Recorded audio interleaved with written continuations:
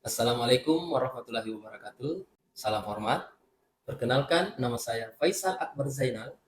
Saya merupakan dosen dari program studi seni kuliner, jurusan Hospitality Politeknik Pariwisata Makassar. Bidang keahlian saya meliputi pemasaran, pengelolaan perhotelan, seni kuliner, dan pengolahan patisserie. Pada kesempatan kali ini, saya akan menjelaskan salah satu mata kuliah yang saya ampu, yaitu pemasaran hospitality. Mata kuliah pemasaran hospitality ini adalah mata kuliah yang didapatkan pada semester genap dengan beban 2 SKS. Mata kuliah pemasaran hospitality adalah mata kuliah yang membahas tentang konsep, strategi, dan praktik pemasaran dalam industri hospitality. Industri hospitality mencakup berbagai sektor seperti perhotelan, restoran, pariwisata, dan event manajemen. Mata kuliah pemasaran hospitality merupakan jawaban atas kebutuhan untuk memahami dan menerapkan strategi pemasaran yang efektif dalam industri hospitality. Industri ini memiliki karakteristik dan tantangan unik yang memerlukan pendekatan khusus dalam hal pemasaran. Adapun capaian pembelajaran pada mata kuliah pemasaran hospitality antara lain aspek sikap, yaitu mampu bekerja sama, memiliki kepekaan sosial, serta kepedulian terhadap masyarakat dan lingkungan. Aspek pengetahuan, menguasai konsep perkembangan industri perhotelan dan pariwisata. Aspek keterampilan umum, mampu memecahkan masalah pekerjaan dengan sifat dan konteks yang sesuai dengan bidang keahlian terapannya dengan didasarkan pada pemikiran logis, inovatif, serta bertanggung jawab atas hasilnya secara mandiri. Mampu beradaptasi, bekerja sama, berkreasi, berkontribusi, dan berinovasi dalam menerapkan ilmu pengetahuan pada kehidupan bermasyarakat, serta berperan sebagai warga dunia yang berwawasan global. Pada aspek keterampilan khusus, mampu memasarkan produk masakan dengan memanfaatkan teknologi informasi, mampu membaca peluang pasar, serta mampu mengelola wirausaha dalam bidang tata boga yang berorientasi pada bidang jasa boga komersial dan patisserie. Adapun capaian pembelajaran mata kuliah yang diharapkan, pertama, mahasiswa mampu memahami konsep dasar pemasaran dalam konteks hospitality dan perbedaan antara pemasaran barang dan jasa dalam industri tersebut. Mahasiswa mampu menerapkan konsep segmentasi pasar dan targeting untuk industri hospitality dengan memahami kebutuhan dan keinginan pelanggan. Yang ketiga, mahasiswa mampu memahami proses segmentasi pasar, targeting pasar yang tepat, dan positioning di benak konsumen. Yang keempat, mahasiswa mampu memahami keutamaan menciptakan customer value melalui pelibatan konsumen dalam proses aktivitas pemasaran pada lingkup bisnis hospitality. Yang kelima, mahasiswa mampu merancang strategi pemasaran yang berfokus pada menciptakan nilai bagi pelanggan dan mengimplementasikan bauran pemasaran yang tepat. Yang keenam, mahasiswa mampu memahami konsep pasar. Yang ketujuh, mahasiswa mampu mengelola data informasi konsumen guna mendapatkan customer insight. Yang kedelapan, mahasiswa memahami perbedaan perilaku konsumer, markets, dan consumer buying. Yang kesembilan, mahasiswa mampu merancang strategi dan bauran pemasaran berbasis customer value. Yang kesepuluh, mahasiswa memahami strategi pemasaran melalui kemitraan guna membangun keterlibatan, value, dan ikatan berbasis konsumen. Yang kesebelas, mahasiswa mampu merancang dan mengelola produk dan merek dengan merujuk pada customer value. Yang ke-12, mahasiswa memahami keutamaan aktivitas pemasaran internal. Yang ke-13, mahasiswa memahami peran capturing customer value dalam proses penetapan harga jual. Dan yang ke-14, mahasiswa memahami saluran distribusi pemasaran dengan merujuk pada customer value. Di Politeknik Pariwisata Makassar, menerapkan sistem pembelajaran luring atau tatap muka di kelas, serta menggunakan Learning Management System (LMS) untuk mengupload materi dan mahasiswa dapat mengupload pula tugasnya pada web kuliah. Dalam proses pembelajaran, saya menerapkan teknik DIA, yaitu Delivery, Interaction, and Assessment, di mana delivery adalah cara saya menyampaikan materi kepada mahasiswa, yang mana saya menyampaikan materi secara langsung melalui ceramah dengan menempatkan mahasiswa sebagai pendengar sembari mereka mencatat. Terkait sumber materi pembelajaran, berasal dari buku teks, jurnal, situs web, serta video yang senantiasa saya verifikasi kredibilitasnya. Selain itu, saya menyusun presentasi serta melibatkan mahasiswa melalui lontaran pertanyaan guna mengajak mahasiswa lebih aktif di kelas. Selain ceramah, saya juga menggunakan metode pembelajaran diskusi. Saya memberikan topik pembelajaran yang relevan dengan materi yang saya paparkan, yang dikirimkan melalui learning management system seperti AdLink atau melalui grup Telegram, tergantung pada besaran data yang akan dikirimkan. Hal ini dilakukan agar mahasiswa lebih siap dalam mengikuti pembelajaran di kelas. Aktivitas kelas juga dibentuk dalam beberapa kelompok untuk melaksanakan diskusi selama beberapa menit. Setelah diskusi selesai, setiap kelompok dapat mempresentasikan hasil diskusi mereka di depan kelas. Selanjutnya, dalam teknik delivery, saya juga menerapkan metode problem-based learning. Metode pembelajaran berbasis masalah ini memberikan mahasiswa kesempatan untuk memecahkan suatu masalah melalui analisis dan merancang solusi yang tepat. Metode ini sangat bermanfaat karena memungkinkan mahasiswa untuk mendalami materi dengan lebih baik. Yang kemudian, interaction adalah metode berinteraksi dengan mahasiswa. Di dalam kelas, saya selalu mendukung mahasiswa untuk memberikan pertanyaan, pendapat, dan gagasan mereka sehingga di perkuliahan bisa berjalan dua arah. Saya juga menggunakan platform kuis seperti Kahoot untuk berinteraksi dengan mahasiswa. Selain itu, saya membuat grup Telegram untuk berdiskusi secara online dengan mahasiswa, memberikan kesempatan bagi mereka untuk berdiskusi di mana saja dan kapan saja. Selain itu, saya juga memanfaatkan Learning Management System (LMS) seperti Siakat. Pada aspek asesmen adalah cara saya menilai kemampuan mahasiswa dengan menggunakan bobot penilaian yang telah diinformasikan pada awal perkuliahan.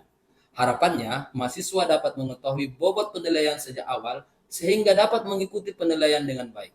Berikut adalah bobot penilaian yang saya gunakan. Pada harian 15%, tugas 15%, nilai penilaian tengah semester 30%, dan nilai penilaian akhir semester 40%.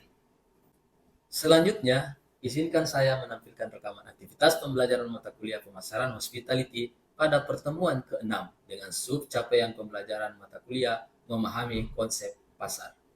Baik, bismillahirrahmanirrahim. Assalamualaikum warahmatullahi wabarakatuh. Selamat siang. Ya, hari ini kita akan melanjutkan pertemuan kita di pertemuan ke-6 terkait dengan mata kuliah pemasaran hospitality dengan subjeknya adalah memahami konsep pasar. Ya. Namun sebelum itu, sebagaimana di pertemuan-pertemuan sebelumnya, mari kita menyemangatkan diri dengan menyebutkan salam skor guna menyampaikan karakteristik profesional yang ada di seni kuliner. Oke, mari kita sama-sama berdiri dulu supaya kita semangat. Get your roll score. Sincerity, compassion, order life, responsibility, enthusiasm. Luar biasa ya. Luar biasa. Oke.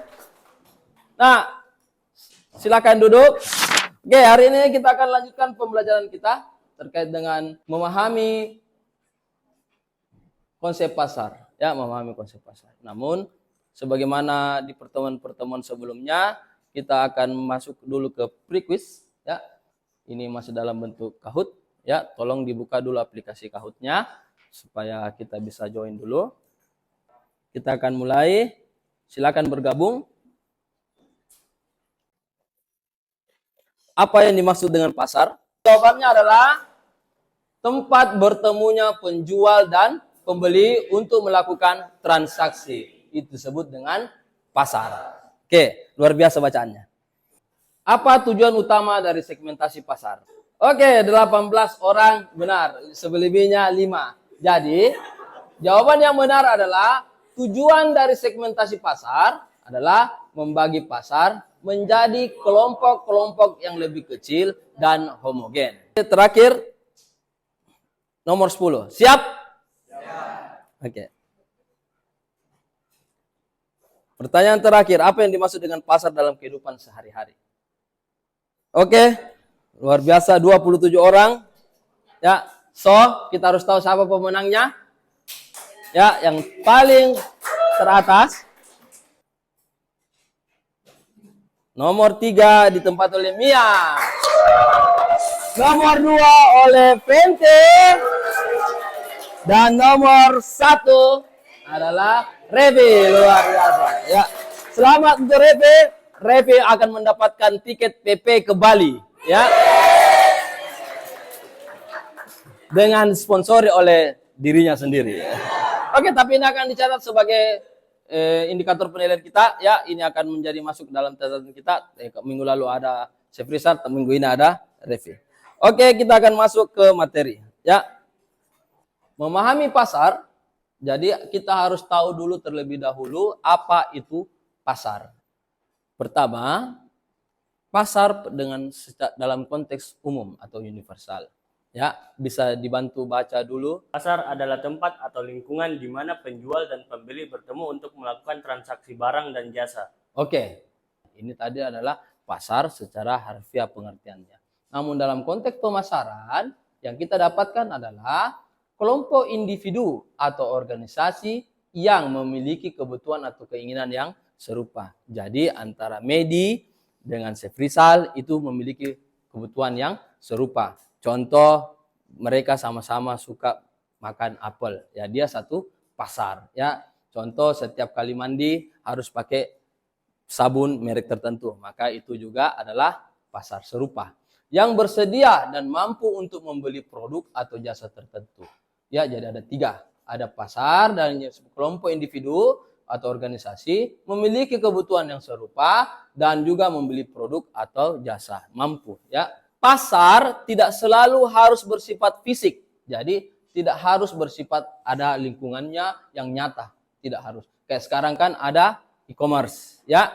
Ada online shop. Itu juga pasar, tetapi dia tidak memiliki fisik. Pasar juga bisa berbentuk virtual seperti pasar online. Selanjutnya, karakteristik pasar. Supaya kita gampang hafal atau gampang mengingatnya, maka ingatlah PPTK. PPTK. Ada permintaan, ada penawaran, ada transaksi, dan ada komunikasi. Jadi di sini ada barang yang disediakan, kemudian ditawarkan oleh pihak penjual sesuai dengan preferensi daripada konsumen. Maka permintaan dan penawaran. Ini belum bisa kita sebut pasar. Belum bisa kita sebut pasar. Karena pasar harus ada T. Transaksi. Transaksi, tolong dibantu baca, Ningsi. Transaksi adalah proses pertukaran barang atau jasa antara penjual dan pembeli dengan kompensasi yang disepakati, biasanya uang. Biasanya uang. Jadi, tadi P yang pertama permintaan adalah sesuatu yang diinginkan dari konsumen, kemudian adanya bahan atau jasa atau produk yang dibuat oleh si penjual atau penawar, ditawarkan oleh si penjual. Berbaris lurus dengan keinginan konsumen, maka konsumen pun akhirnya terjadilah sebuah transaksi. Ya, komunikasi. Tolong dibaca dulu, Mirsa. Komunikasi. Yang semangat, Mirsa. Ya, komunikasi adalah informasi tentang barang atau jasa yang ditransmisikan antara penjual dan pembeli. Jadi, begini. Pernah lihat iklan? Pernah. Masih ingat iklan? Iklan apa yang kau ingat, Hilman? Medi? Iklan Doni. Ya, iklan Doni. Doni menyampaikan informasinya. Ada informasi yang disampaikan, ditransmisikan antara penjual dan pembeli. Harus penjual yang menyampaikan produknya. Tidak bisa pembeli dong. Ya, pernah ada pembeli yang saya mau beli rumah atau saya mau menyampaikan ke halayak umum. Tidak ada ya? Hampir semuanya yang lakukan adalah penjual. Maka penjual harus mampu mengkomunikasikan sehingga pembeli mengetahuinya dan transaksi terjadi. Oke, jadi ini disebut dengan karakteristik pasar. Oke, sekarang pasar dapat diklasifikasikan ke dalam beberapa jenis. Pertama adalah pasar konsumen atau consumer market. Ya, terdiri dari individu atau rumah tangga yang membeli barang dan jasa untuk konsumsi pribadi. Ya, hampir tiap hari kita berada dan terlibat dalam consumer market. Ya, consumer market. Ini berjalan setiap hari, setiap saat. Ya, setiap hari beli makanan kah? Setiap hari beli sesuatu di supermarket. Nah, itu disebut dengan pasar consumer market. We are consumer market. Oke, selanjutnya pasar bisnis. Ya, pasar bisnis atau bisnis market ini terdiri dari organisasi yang membeli barang dan jasa untuk digunakan dalam produksi barang dan jasa lainnya untuk dijual kembali. Ini contoh seperti aktivitas karir kita. Apa? Restoran, kafe, ya, organisasi yang membeli barang dan jasa untuk digunakan dalam produksi barang dan jasa lainnya untuk dijual kembali. Restoran membeli barangnya, membeli barang atau bahannya dari pihak lain. Kemudian dia olah, kemudian dia jual kembali. Maka disebutlah itu bisnis market. Apalagi contoh selain restoran, kafe? Contoh, hotel, apalagi? Baju, clothing, ya, clothing. Apalagi yang ada di pikiranmu ini? Hah? Minimarket? Minimarket? Apa?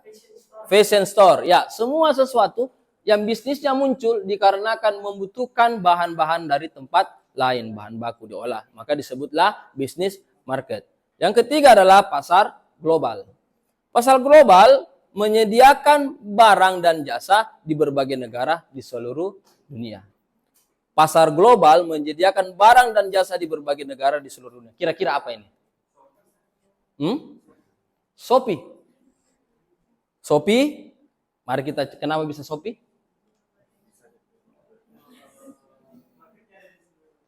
Marketnya ada di seluruh dunia. Apalagi? Amazon. Apalagi?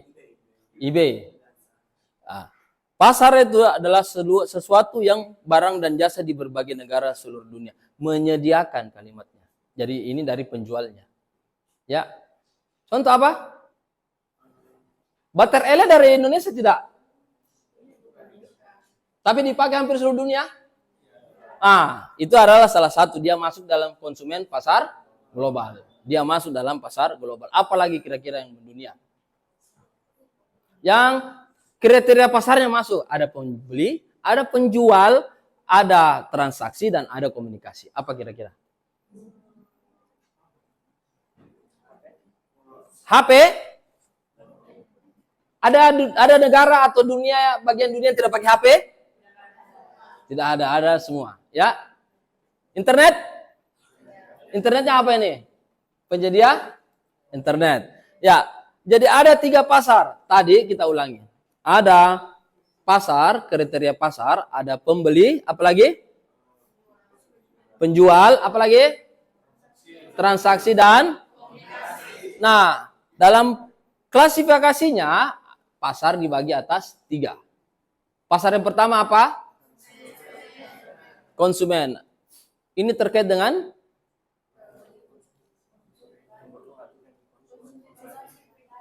konsumsi pribadi. Yang ketiga, pasar. Ini terkait dengan penyediaan bahan baku yang akan disediakan, yang akan dijual kembali. Contohnya apa tadi? Restoran, kafe. Ya. Selanjutnya adalah pasar global. Ya, apa ini pasar global? Yang dikonsumsi hampir di seluruh. Contohnya apa? Ya. Kendaraan. Ya, itu semuanya masuk dalam pasar global. Jadi ada 3. Skalanya pun berbeda-beda. Tingkat perputaran uangnya pun berbeda-beda. Tergantung dengan semakin besarnya atau semakin complicatednya urusan-urusan terkait dengan delivering, terkait dengan lapaknya dan lain sebagainya. Ini semua. Ya. Nah, di sini ada cookies. Ya. Kemudian di sini ada buah apel. Ya. Ada kacang almond dan ada pisang. Ya. Ini bisa kita buat jadi satu menjadi sebuah makanan. Ya, buat satu menjadi sebuah makanan atau cake. Dunia ini berbeda-beda keinginan manusia. Ada yang suka makan apel. Sekarang di kelas ini, siapa yang ingin makan cake di siang hari? Cookies. Angkat tangan dulu. Oke. Tidak semuanya, perhatikan, tidak semuanya yang ingin makan cookies di siang hari. Ini kita berada di satu lingkungan yang sama ya. Kemudian ada yang mau makan apel siang hari, angkat tangan. Ada yang sudah makan cookies, ada juga yang sudah cookies, apel juga. Ya, jadi dia pokoknya siang semuanya ini. Ya, kemudian ada yang lagi kepengen makan kacang almond. Ya, berbeda lagi. Sudah tidak bertambah orangnya. Ya, terakhir ada yang mau makan pisang. Oke. Rahayu mau makan cookies, mau makan apel, mau makan pisang. Ya, Rahayu. Oke. Itu adalah salah satu bentuk. Ini adalah simpel yang contoh yang konkret, kecil. Namun ternyata memang kebutuhan kita berbeda-beda. Ya. Paling simpelnya adalah coba tanyakan pasta gigi yang Anda gunakan dengan pasta gigi yang Anda gunakan. Pasti akan ada yang berbeda. Ada yang menggunakan pasta gigi satu kali cerut, selesai dia pakai. Ada yang memang harus panjang dan lain sebagainya. Ya. Ini pisang, apel adalah satu jenis. Jenisnya apa? Buah.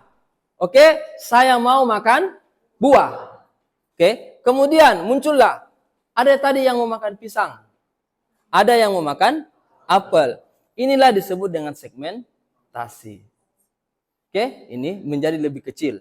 Kemudian dari sini pisang, kira-kira dari buah pisang ini masuk ke bisnis market, dia jadi apa, Fahri? Kira-kira pisang ini. Jadi jus, ya. Jadi dia akan dibuat jadi jus, kemudian dijual lagi kembali. Nah, apakah itu segmennya berbeda atau berubah? Pasti berubah. Jadi ini adalah kelompok satu jenis disebut dengan, kemudian dipisah. Ada pisang, ada apel. Tersegmen lagi orang yang suka. Nah, paham sampai sini? Paham? Kalau ada yang kurang paham, langsung saja kita bahas ya. Kita diskusikan bersama. Ya, kita diskusikan bersama. Oke, nah selanjutnya adalah bisa dibantu baca. Bantu dulu baca. Ya, dibaca dulu. Nomor 3. Pengembangan strategi pemasaran. Informasi yang diperoleh dari analisis pasar dapat digunakan untuk merancang strategi pemasaran yang lebih efektif, termasuk keputusan tentang penetapan harga, promosi, distribusi, dan pengembangan produk. Ya, pentingnya memahami pasar yang ketiga adalah informasi yang diperoleh dari analisis pasar dapat digunakan. Jadi, dua ini tadi kita gunakan untuk menjadi bagian daripada analisis. Ada segmentasi pasar dan ada kebutuhan dan keinginan konsumen. Kemudian itu berubah menjadi strategi. Disebutlah strategi pemasaran. Sambal dulu botol. Masih ingat? Sambal dulu botol. Kemudian dia menjadi botol yang lebih kecil, plastik. Sekarang bentuknya saset. Apakah itu dilakukan sengaja oleh perusahaan? Tidak. Itu adalah karena preferensi. Berdasarkan daripada preferensi kebutuhan yang serupa. Kemudian dilakukanlah kelompok-kelompok konsumen yang memiliki kebutuhan atau preferensi serupa. Makanya perusahaan dapat merancang strateginya. Ya, sabun dulu batangan, kemudian menjadi cair, kemudian menjadi saset-saset. Kemudian dia ada lagi dijual untuk para traveling. Dalam bentuk pouch. Ada lebih kecil. Ya, itu semua adalah karena dibacanya semua preferensi yang serupa. Mengidentifikasi tren pasar. Ada dua yang mau diidentifikasi terkait dengan tren pasar. Yaitu tren pasar adalah perubahan atau pola yang terjadi dalam pasar seiring waktu. Dulu saya pribadi, kalau mau beli sepatu nanti naik kelas nih. Ya, one shoes is 1 year. Ya, one shoes for 1 year. Sekarang lagi rame nih tren pasarnya adalah lari. Maka muncullah sepatu-sepatu lari. Nah, sepatu-sepatu sport dan lain sebagainya. Apakah jadi lain kita pakai pergi belajar, sekolah, lain juga kita Anda pakai lari? Kira-kira ini saya pertanyaannya. Ada tidak yang hanya punya satu sepatu sekarang ini. Satu sepatu for all gitu.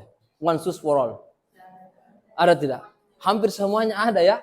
Hampir semuanya ada. Ini adalah tren pasar yang berubah polanya. Karena ada analisis space, ya analisis space, politikal, ergonomik, ekonomik, sosial, dan teknologikal. Ini semua harus bisa masuk. Ya, nanti Anda akan pilih berkelompok yang mana akan Anda gunakan untuk menganalisa sesuatu bisnis, ya suatu bisnis. Oke, ini bacaan kita, ya bacaan kita terkait dengan materi atau sub CPMK kita hari ini, ya terkait dengan memahami konsep pasar. Ya. Aktivitas bagi kita hari ini, bagi teman-teman mahasiswa adalah menganalisis pasar dan segmentasi pasar untuk sebuah produk atau jasa di industri hospitality. Ini akan kita kerjakan secara berkelompok. Ya, nanti akan silakan Anda kumpul via email, langsung dikirim ke email saya faisalakbar85@gmail.com sebagaimana yang tugas-tugas sebelumnya terkait dengan Anda membahas ini. Cukup clear? Ya, kalau cukup clear maka kita akan masuk ke diskusi kelompok Anda untuk melakukan analisis, ya, melakukan analisis. Nanti hasil analisisnya Anda jelaskan, paparkan dalam bentuk video. Kalau tidak ada pertanyaan, saya akhiri pertemuan kita ini dengan mengucapkan alhamdulillahirrabbilalamin. Terima kasih atas perhatiannya. Semoga apa yang kita pelajari hari ini menjadi berkah untuk kita, untuk kedepannya. Semoga penuh manfaat dan semoga kita menjadi insan-insan yang memiliki kriteria-kriteria manusia Indonesia yang baik. Ya, mari kita membangun semangat kita dengan entusiasme. Mari kita senantiasa berdoa kepada Yang Maha Kuasa atas segala rahmat dan yang diberikan kepada kita. Tetap semangat. Wassalamualaikum warahmatullahi wabarakatuh. Waalaikumsalam warahmatullahi wabarakatuh. Oke. Itulah tadi rekaman aktivitas pembelajaran salah satu mata kuliah yang saya ampu pada semester 6 di program studi seni kuliner jurusan Hospitality Politeknik Pariwisata Makassar, yaitu pemasaran hospitality. Semoga dapat bermanfaat bagi kami semua. Atas perhatiannya diucapkan terima kasih. Salam hormat. Wassalamualaikum warahmatullahi wabarakatuh.